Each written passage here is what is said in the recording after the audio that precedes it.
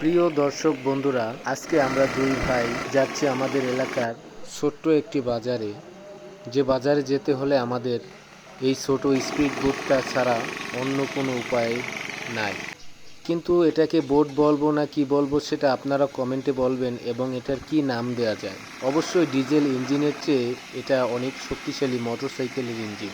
115 সিসির বাজাজ কোম্পানির একটি ইঞ্জিন। এই বোটটি আবিষ্কার করার পরে ভাবলাম যে এটা চলবে কি না, কিন্তু ডিজেল ইঞ্জিনের চেয়ে অনেক শক্তিশালী, এবং এটি আপনারা যারা দেখবেন সচক্ষে তারাই বুঝতে পারবেন যে এটা কতটুকু দ্রুতগামী।